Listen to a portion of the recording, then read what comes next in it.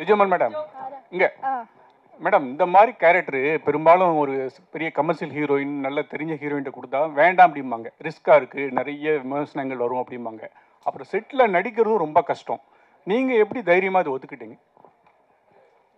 எனக்கு இந்த கேரக்டர் பிடிச்சிருந்ததுன்னா அதனால பண்ணிட்டேன், அவ்வளோதான். அது இல்லாமல் அந்த கமர்ஷியல் வேல்யூ இல்லை, இதுக்கப்புறம் எனக்கு படமே வராது அப்படிலாம் நான் அப்போ நினச்சி பார்க்கல. எனக்கு இந்த கேரக்டர் பிடிச்சிருந்தது, நான் பண்ணிட்டேன். இதுக்கப்புறமும் அப்படி தான், எனக்கு பிடிச்ச கேரக்டர்ஸ் வந்தால் கண்டிப்பாக பண்ணும், அவ்வளோதான். இந்த படத்தில் ஒரு முத்த காட்சி இருக்குது. மற்ற படத்தில் நடிக்கிறதுக்கும் இந்த படத்தில் இருக்கிறதுக்கும் வித்தியாசம் இருக்குது. அது நடிக்கிறது வந்து எப்படி இருந்தது? அது ஈஸியாக இருந்துச்சு, ஏன்னா அது அனுஷா தான். Director sir, sir director sir, sir இந்த மாதிரி சார் டைரக்டர் சார் சொல்லுங்க. இந்த மாதிரி விஷயங்கள் ஆக்சுவலாக வந்து இது ஒரு இப்போ ஸ்பெஷல் சைல்டுன்னு சொல்கிறோம்ல, அந்த மாதிரி தானே இந்த ஹோமோ லெஸ்பியன்லாம். இது வந்து சமூகத்தில் நீங்கள் இந்த மாதிரி படம் எடுக்கிறப்போ ஒரு துணிச்சலான முயற்சி, அதை பாராட்டுறோம், படமாக கலைப்படைப்பாக ஏற்றுக்கலாம். ஆனால் இது இன்னும் ஜாஸ்தியாக கிடையாது. ஏற்கனவே பொண்ணு கிடைக்காம அவன் அலைஞ்சிட்டு இருக்கான் நிறையா மாப்பிள்ளைங்களுக்கு. என்ன இந்த மாதிரி விஷயங்களை யாராவது தன்னுடைய இதுவாக எடுத்துக்கிட்டு அதை ஃபாலோ பண்ணாங்கன்னா? சரி, ஃபர்ஸ்ட் ஆஃப் ஆல் நீங்கள் ஸ்பெஷல் சைல்டு அப்படின்னு சொன்னதை நான் வந்து கண்டிக்கிறேன். அது அந்த ஒரு வார்த்தை பொருந்தாது. எல்லார் மாதிரியும் தான் அவங்கள் அப்படின்ற புரிதல் வரணுன்றதுக்காக தான் இந்த படம் எடுத்திருக்கேன் ஆக்சுவலாக. ஸோ டெஃபினட்டாக நீங்கள் ஃபஸ்ட் டே ஃபர்ஸ்ட் ஷோ இந்த படம் பார்க்கணுன்னு நான் கேட்டுக்கிறேன். நீங்கள் கேட்ட அந்த கேள்விக்கான எல்லா பதிலும் அந்த படத்தில் இருக்கும். அப்படி கிடைக்கலன்னா நம்ம டெஃபினட்டாக உரையாடலாம். ஓகேங்களா? Thank you sir. 2020 கார்த்திக் சார், நீங்க கேட்ட கேள்வி வந்து வினித் சாரோட கேரக்டர் மூலமா இருக்கு படத்துல. படம் பாருங்க, 11ஆம் தேதி அவர் பதில் சொல்லி அவர் கேட்டிருப்பாரு, அதுக்கு பதிலும் சொல்லியிருப்பாங்க சார். 2000 கண்டிப்பா கிடைக்கும். அவர் ஏன்னா வினித் சாரை வந்து நானும் அவர் சொன்ன மாதிரி நான் அவர் ஏஜில் ரசித்தேன். அதனால எங்களுக்கு பதில் கரெக்டாக இருக்கும்னு நினைக்கிறேன். கண்டிப்பா கண்டிப்பா பாருங்க, வினித் சார் கேட்டிருப்பாரு. Thank you sir. டாக்டர் சார், 2023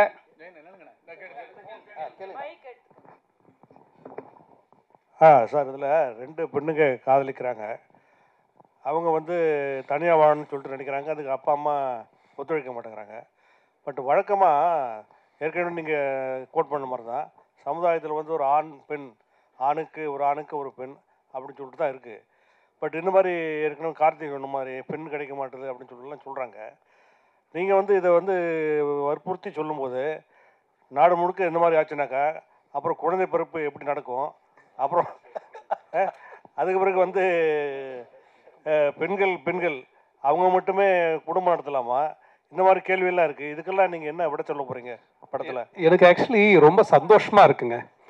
ரொம்ப சந்தோஷமாக இருக்குது. முதல் அந்த சார் கேட்ட கேள்வியாக இருந்தாலும், கார்த்திக் சார் கேட்ட கேள்வியாக இருந்தாலும் சரி, சாரி உங்கள் பேர் ஜெயச்சந்திரன் சார், நீங்கள் கேட்ட கேள்விகளாக இருந்தாலும் எனக்கு ரொம்ப சந்தோஷமாக இருக்குது. ஏன்னா நான் அந்த எல்லா கேள்விக்குமே இதில் ஒரு கதாபாத்திரங்கள் அது ஆன்சர் பண்ணுது. உங்களோட அந்த ஆதங்களும் அந்த கேள்விகளும் இந்த படத்தில் இருக்கிற ஒவ்வொரு கேரக்டருக்கு இருக்குது. அது அவங்க என்ன பதில் சொல்கிறாங்கன்றது நீங்கள் படம் பார்த்தா உங்களுக்கு புரியும். நான் இப்போ அது சொல்லிட்டா நான் படத்தில் இருக்க டைலாக் சொல்கிற மாதிரி இருக்கும். அதனால நான் அவாய்ட் பண்ணுறேன். டெஃபினட்டாக நம்ம இதோட படத்தோட ரிலீஸ் முடிச்சதுக்கப்புறம் நம்ம டெஃபினட்டாக டீட்டெயிலாக பேசுவோம். சார். 2000 சார், நீங்கள் கேட்ட அதே கேள்வி வினித் சார் அதுலேயும் கேட்பார். எல்லாரும் ஜெயிச்சதானே சார், இப்போ வினித் சார் எல்லா கேள்வியும் கேட்டார். அதனால நீங்கள் படம் மட்டும் பார்த்துருங்க. அதில் உங்கள் கேள்விக்கு எல்லாரும் அவர் கேட்டிருப்பாரு. அதுக்கு பதில் வந்து லிஜோ சொல்லியிருப்பாங்க, அது பிறகு அனுஷா சொல்லியிருப்பாங்க, டைரக்டர் வந்து அவங்க மூலமாக சொல்லுவார். நீங்கள் பாருங்கள் சார். 2023 வாழும் தொடரும் இடம் நீதானே, இதே மாதிரி ஒரு ஸ்கிரிப்ட் தான் அந்த படமும். சரிங்களா? அந்த படத்துலேயே வந்து ஒரு லாஸ்ட் எண்டிங்கில் வந்து ஒரு மக்கள்கிட்ட கொடுத்துருவாங்க அந்த கிளைமேக்ஸு. ஸோ அதே மாதிரி தான் நிறைய படம் நீங்கள் பார்த்தீங்கன்னா மக்கள்கிட்ட கொடுத்துட்றாங்க. ஏன் அது மாதிரி கொடுக்குறீங்க? ஏன்னா உங்களால் தெளிவான ஒரு முடிவு எடுக்க முடியலையா? எல்லாரையும் தான் கேட்குறேன். தெளிவான முடிவு எடுக்க முடியலையா? இல்லை ஒரு முடிவு சொன்னால் எல்லாருக்கும் ஏதாவது பிரச்சனை வரும்னு சொல்லிட்டு பண்ண மாட்டீங்களா? பிரச்சனை வரணும்னு நினச்சிருந்தா நான் இந்த கதையை எடுத்து எழுதியிருக்கவே மாட்டேன், பண்ணியிருக்கவே மாட்டேன். இது பிரச்சனையாக இருக்குன்றதுனால தான் இந்த கதையை பண்ணேன். சரிங்களா? இந்த படத்தில் நான் வந்து ஒரு ஓப்பன் ஹேண்டடாக விடலை. இந்த படம் பார்த்தா உங்களுக்கு ரொம்ப தெளிவாக புரியும். அதோட ஏன்னா நான் இப்போ சொல்ல முடியாது. படம் ரிலீஸ்னால் நம்ம ரொம்ப டீட்டெயிலாக பேசியிருக்கலாம். டெஃபினட்டாக இது வந்து ஓப்பன் ஹேண்டட் படம் கிடையாது. எல்லா கேரக்டருக்கும் அவங்களோட மோட்டிவேஷன்ஸுக்கான எண்டு இந்த படத்தில் இருக்கும். ஒரு ஸ்க்ரீன் பிளே நம்ம அமைக்கும் போது அப்படி தான் இல்லையா? ஒரு கதையை இல்லை ஒரு கதாபாத்திரத்தை எடுத்து அவங்களோட ஒரு பிரச்சனையை அந்த கதை வழியாக நம்ம சால்வ் பண்ணி அவங்களுக்கு ஒரு நிறைவை கொடுப்போம். நிறைவை கொடுக்குறோம் அப்படின்றது என்னன்னா அந்த கதாபாத்திரோட தொடக்கமாக இருக்கும். அது ஒரு கதையோட ஆரம்பம் தான் அதோட எண்ட் ஆக்சுவலாக. ஸோ அந்த மாதிரி தான் இந்த படம் இருக்கும். டெஃபினட்டாக ஓப்பன் எண்டட் கிடையாது சார். இப்போ லெஸ்பியன் ஸ்டோரினாவே நீங்கள் பார்த்தீங்கன்னா மேரேஜ் பண்ணிக்கிறாங்க சரிங்களா, 1 இயரோ 6 மந்த்து சம்திங் தான் வாழ்கிறாங்க கூடவே. அதுக்கப்புறம் நிறைய பிரச்சனைகள் சொல்லி அவங்களே பிரிஞ்சிடுறாங்க.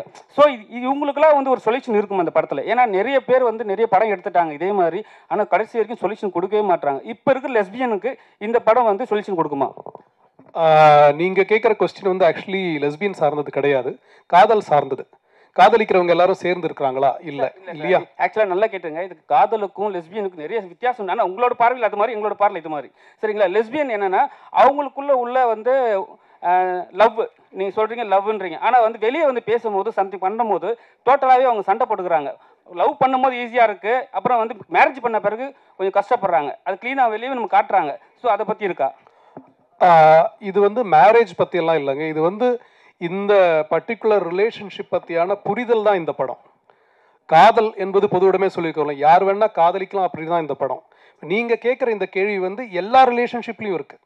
ஆண் பெண் காதல்லையும் இதே பிரச்சனை இருக்குது. கல்யாணம் பண்ணுறாங்க, லவ் பண்ணுறாங்க, வருஷக்கணக்கு லவ் பண்ணுறாங்க, கல்யாணம் பண்ண அடுத்த நாள் டிவோர்ஸ் ஆகுது, 6 மாதத்தில் டிவோர்ஸ் ஆகுது, 25 வருஷம் ஒன்றா இருந்தவங்க டிவோர்ஸ் ஆகிறாங்க. ஸோ இந்த லவ் அண்ட் ஹேட் ரிலேஷன்ஷிப் மனிதருக்குள்ளே இருந்துக்கிட்டே தான் இருக்குது. அப்போ தான் வாழ்க்கை முன்னாடி போகும். ஒன்று ஸ்டாண்டர்டாக நிற்காது இல்லையா? ஸோ இந்த படத்தில் வந்து நம்ம அதை பற்றி பேசலை. இதுவும் சரிதான், உங்களை மாதிரி நாங்களும் காதலிப்போம், நாங்களும் சண்டை போடுவோம், பிரிவோம், ஒன்றா இருப்போம் அப்படின்னு சொல்லக்கூடிய ஒரு படம் தான் இது. ரோஹிணி மேடம், எந்த காதல்னாலும் ஒரு கட்டத்தில் வந்து கல்யாணத்தில் போய் வந்து நிற்கணும். இந்த மாதிரி ஹோமோசெக்சுவல் வந்து சில நாட்டில் சட்டப்பூர்வமான அனுமதி இருக்குது, நம்ம நாட்டில் சுப்ரீம் கோர்ட் இதிலே வந்து அனுமதி இல்லை. இந்தியா மாதிரி நாட்டுக்கு வந்து இது வந்து மேரேஜ் வந்து லீகலாக வேணும் அப்படின்னு நினைக்கிங்களா இந்த ரிலேஷன்ஷிப்? அதுக்கு தான் வந்து அவங்க போராடிட்டு இருக்காங்க இல்லையா? என்ன வேணும் என்ன வேணாம் அப்படின்றது சொல்கிறதுக்கான நான் அதுக்கு உண்டான அத்தாரிட்டி கிடையாது. ஆனால் ஒருத்தருக்கும் இருக்கிற உணர்வுகளை மதிக்கணும் அப்படின்றத நான் சொல்கிறேன். அப்புறமா வந்து இதை பார்த்துட்டு இப்படி மாறுவாங்க அப்படின்றது வந்து தவறான ஒரு கருத்துங்க. ஏற்கனவே அந்த மாதிரியான உணர்வுகளோடு இருக்கிறவங்க அதை வெளியே சொல்ல முடியாமல் தவிக்கிறவங்க தான் வந்து இப்போ சொல்லலாம் போல இருக்கு. அது வந்து கம்மிங் அவுட் அப்படின்னு சொல்லுவாங்க இங்கிலீஷில். கம்மிங் அவுட் அப்படின்ற இடத்துக்கு போகலாம் போல இருக்கு அப்படின்ற ஒரு தைரியம் வேணும்னா நம்ம சமூகம் கொடுக்குற இடத்துக்கு போகும் அப்படின்னு நினைக்கிறேன். நன்றி சார். மேடம் சார், இப்போ வந்து நீங்களே வந்து இந்த வீக் வந்து 2 படம் 2K கிட்ஸ், அது வந்து love don't Singh 2K 90 something போகுது படம். இப்போ வந்து இந்த படம் நீங்கள் லெஸ்பியன். ஆனால் என்னன்னா February 14 ரிலீஸ் பண்ண காரணம் என்ன? முதல்ல ஏன்னா லவ்வர்ஸ் தான் வந்து நிறைய அவஸ்தைப்படுறானுங்க பொண்ணு கிடைக்காம. அண்ணன் சொன்ன மாதிரி பொண்ணு கிடைக்காம அவ்வளவு பேர் அவஸ்தைப்படுறாங்கன்னு நல்லா சொல்றீங்க. ஒன்னே ஒன்று சொல்லிடுறேன், இந்த படம் வந்து நாங்க நவம்பர்ல டிசைட் பண்ணும்போது அவர் ஒன்னே ஒரு தான் சொன்னாரு. அன்னைக்கு சொன்னாரு, சார் இது வந்து வேலண்டைன்ஸ் டே நாங்க கொண்டு வரணும்னு ஆசைப்பட்ட படம் இல்ல, காதல் என்பது பொது உடைமைன்னு சொல்லிட்ட பிறகு நான் வேலண்டைன்ஸ் டே 2024 கொண்டு வரணும் ட்ரை பண்ணேன் சார். அப்போ ப்ரொடியூசர்ஸ்க்கு சில சிக்கல்னால கொண்டு வர முடியல. அட்லீஸ்ட் 2025 நீங்கள் லவர்ஸ் டே கொண்டு வந்துடலாம் சார், ஏன்னா அதுதான் சரியான டேட் இந்த படத்துக்கு, it's a tribute to lovers அப்படின்னாரு. சரி சார், நம்ம வந்து February 14 வந்துடலாம்னு சொல்லிட்டு நாங்கள் February 14 அனௌன்ஸ் பண்ணிட்டு அப்பயே அனௌன்ஸ் பண்ணிட்டு எல்லாம் பண்ணிட்டே இருந்தோம். 2K லவ் ஸ்டோரி வந்து ஜனவரியில் எங்கிட்ட வந்து சுசீந்தர் சார் படத்தை காமிக்கும் போது அதுவும் வேலண்டைன்ஸ் டே படம் தான். ஏன்னா அது வேற மாதிரியான லவ் சொல்லுது. அந்த படத்தை பார்த்தீங்கன்னா அது வேற ஒரு புரிதல். இந்த 2K ஜெனரேஷன் லவ் எப்படி அணுகுறாங்க அப்படின்றத ரொம்ப மெச்சூர்டாக ரொம்ப பிரமாதமாக வந்து சுசீந்தர் சார் சொல்லியிருக்காரு. அந்த கதையை முடிச்சு நான் படம் பார்த்த உடனே நான் என்கிட்ட சொன்னார், சார் நீங்கள் ரிலீஸ் பண்ணுங்க சார், ஏற்கனவே ஒரு படம் நான் பண்ண போகிறேன் வேலண்டைன்ஸ் டேக்கு அப்படின்னு.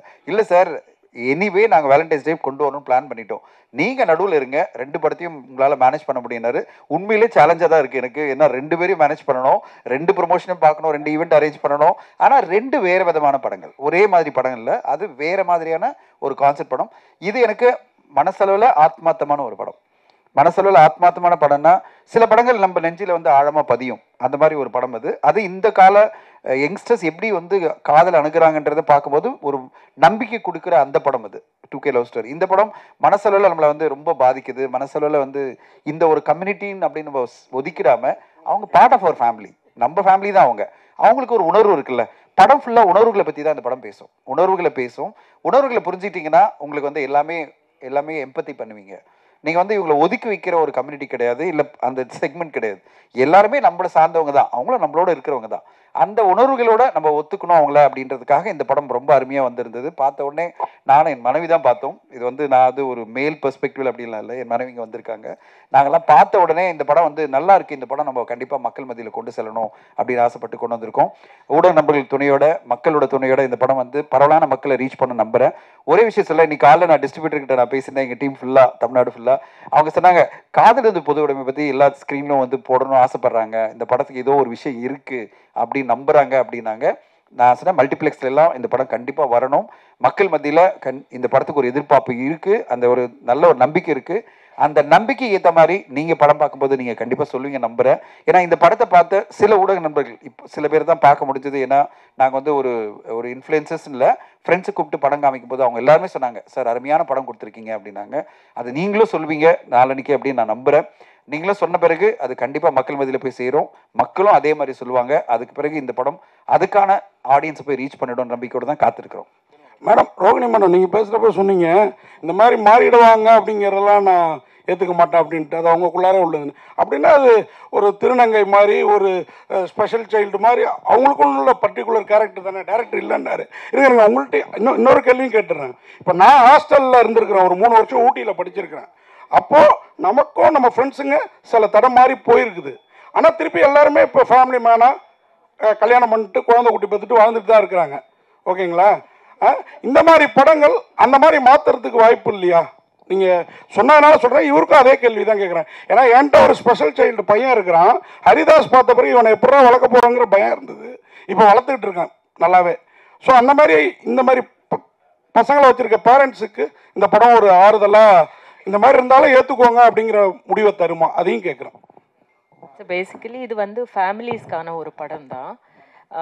நீங்கள் சொல்கிற மாதிரி ஸ்பெஷல் சைல்டுன்னு அந்த கேட்டகரிக்கும் இதுக்கும் சம்பந்தம் இல்லை, பொருத்தமான வார்த்தை இல்லை அது அப்படின்னு அது புரிய வைக்கிறதுக்கு தான் பேசுகிறது. இன்னொரு விஷயம் என்னென்னா வந்து எக்ஸ்பெரிமெண்டிங் அப்படின்ற இடத்துக்கு இல்லை. ஆக்சுவலி உணர்வு ரீதியாகவே அவங்களுக்கு வந்து ஒரு சில பேருக்கு இருக்கிற தெரிவுகள், அதாவது தேர்வு அப்படின்னு வரும்போது அதை நம்ம என்ன மாதிரி பார்க்குறோம் நம்ம அப்படின்றது வந்து நமக்கு அது பழக்கப்படாததுனால, நமக்கு தெரியாததுனால எப்படி பார்க்குறோம். நம்ம வந்து சொசைட்டி வந்து இப்படி ஒதுக்கி வச்சுட்டு, இல்லைன்னா அவங்கள வந்து அவமானப்படுத்துகிற மாதிரி, அவங்கள வந்து ரொம்ப தரக்குறைவாக பேசுகிற மாதிரி பண்ணுறதுனால நிறைய பேர் பயந்துக்கிட்டு இதை பற்றி பேசாமல் இருக்கிறவங்க தான் இப்போ பேசலான்னு வெளியே பேசுவாங்கன்னு சொல்கிறது. யாருமே வந்து இப்போ ஒரு கருப்பாக இருக்கிறவங்க கருப்பாக தான் இருக்காங்க இல்லையா, அந்த மாதிரி தான் இது. நீங்கள் எப்படி பிறந்திருக்கீங்களோ அதை நீங்கள் ஏற்றுக்கணும் அப்படின்றத பற்றி தான் பேசுறது தவிர, எப்படியோ பிறந்திருக்கோம் ஆனால் இதை பார்த்துட்டு மாறிடுவாங்க அப்படின்றது சரியான புரிதல் கிடையாது அப்படின்னு சொல்கிறதுக்கு தான் நான் சொன்னேன். டைரக்டர் சார், அதுதான் டைரக்டர் சார், இந்த பாட்டு வரி வந்து காதல் என்பது பொதுவுடன் வந்து பாலதான ரோஜாக்கள் ராஜா சார் உள்ளது, எங்கேயாவது உள்ள வருதா? பெர்மிஷன் வாங்கி பயன்படுத்திருக்கீங்களா? ரீமிக்ஸ் மாதிரி ஏதாவது வருதா? ப்ரமோவில் மட்டும்தான் இருக்குது, படத்தில் அந்த பாட்டு யூஸ் பண்ணல. ப்ரமோக்கு பர்மிஷன் கொடுத்தாங்க.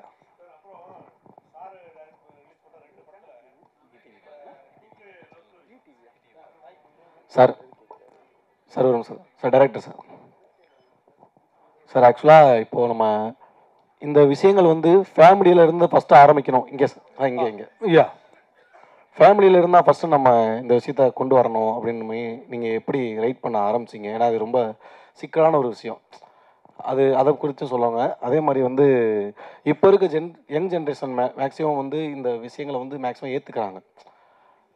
ஆனாலும் சில பேர் வந்து வானவில் அப்படின்ற வார்த்தையை யூஸ் பண்ணி நிறைய பேர் இது பண்ணுறாங்க, நிறைய பேர் எல்லாருக்கும் தெரியும். ஸோ இதை வந்து இன்னும் நம்ம எப்படி ஹேண்டில் பண்ணலாம், கொஞ்சம் எப்படி ஜென்ரலைஸ் பண்ணலாம் அப்படின்ற மாதிரி இதெல்லாம் படத்தில் எதுவும் இருக்குங்களா? அடுத்து இந்த படத்தில் என்ன இருக்குன்றது படத்தை பார்த்ததுக்கப்புறம் நம்ம பேசலாம். பட் நீங்கள் கேட்ட கொஸ்டினுக்கான பதில் வந்து 2-3 கொஸ்டின் கேட்டீங்க. ஃபர்ஸ்ட் கொஸ்டின் ஒரு வாட்டி சொல்லுங்கள். ஓகே. நான் எப்படி பார்க்குறேன்னா, இந்த சமூகம் இல்லை இந்த நேஷன் இல்லை வேர்ல்டு நம்ம போகிறதுக்கு முன்னாடி நான் அப்படின்ற ஒரு ஐடென்டிட்டி இருக்குது. அந்த ஐடென்டிட்டி ஃபஸ்ட்டு க்ரியேட் ஆகிறது நம்ம ஃபேமிலி இதுதான் இல்லையா? ஸோ நமக்கு ஒரு அங்கீகாரம் அப்படின்றது முதல்ல ஃபேமிலியிலேருந்து தான் கிடைக்கணும். இப்போ நம்ம நிறைய பேரை பார்த்துருக்கோம், பெரிய இடத்துல வந்திருப்பான், ஆனால் வீட்டில் சண்டை போட்டு போயிருப்பான், என்னென்னமோ அச்சீவ் பண்ணியிருப்பான். இருந்தாலும் என்னோட அப்பா என்னை ஒத்துக்கலை, அம்மா என்னை ஒத்துக்கலை அப்படின்ற ஃபீலிங் இருக்கும். நிறைய பேரை நான் பார்த்துருக்கேன், ரொம்ப சாதிச்சிருப்பாங்க, ஆனால் மனசுக்குள்ளே எப்போவுமே அந்த வேதனையோடு இருப்பாங்க. ஸோ இந்த புரிதல் அப்படின்றது ஒரு குடும்பத்தில், இல்லை குடும்பம் அது எதுவானா இருக்கலாம், அப்பா அம்மா இல்லை நண்பர்கள் இல்லை அந்த வில்லேஜ் சார்ந்த, இல்லை ஏன் ஊர் ஏன் நாடு அப்படின்னு கூட வச்சுருக்கலாம். ஸோ அந்த குடும்பம்ன்றது அது ஒரு யூனிட். ஸோ இந்த அங்கீகாரம் அங்கே ஆரம்பிக்கணும், அந்த புரிதல் அங்கே ஆரம்பிக்கணும். இந்த படத்தில் வந்து சாம் அப்படின்ற கேரக்டர் இவங்க பண்ணியிருக்காங்கன்னா, அவங்களோட ப்ரொட்டஸ்ட், அவங்களோட ஃபைட் வந்து அவங்க காதலுக்காக என்னன்னா, உலகத்துக்கு கூட கிடையாது, என் அம்மா என்ன புரிஞ்சுக்கணும், அவ்வளோதான். அதுதான் இந்த கதை. இந்த ஒன் லைனில் இந்த கதையை சொல்லிட்டேன், என் அம்மா என்ன புரிஞ்சுக்கணும், அவ்வளோதான். I don't care about the world. அவங்க புரிஞ்சுக்கிட்டாங்கன்னா அது போதும், அங்கேருந்து அது ஆரம்பிக்கும். அதுதாங்க இந்த படம். இயக்குனர் சார் வணக்கம் சார். இங்கே சமீபத்திய படங்கள் பார்த்தீங்கன்னா, இப்போ லெஸ்பியன் ஊக்குவிக்கிற மாதிரியும், இப்போ லாஸ்ட்டாக கூட ஒரு படத்தோட ட்ரெய்லரில் பேசியிருந்தாங்க, பெண்கள் எங்கே வேணாலும் போகலாம், யார் கூட வேணாலும் சுற்றலாம் அப்படின்ற மாதிரியும் ஒரு கதைகள் அமைஞ்சு ஒரு படம் பேட் கேர்ள்னு வரப்போகுது.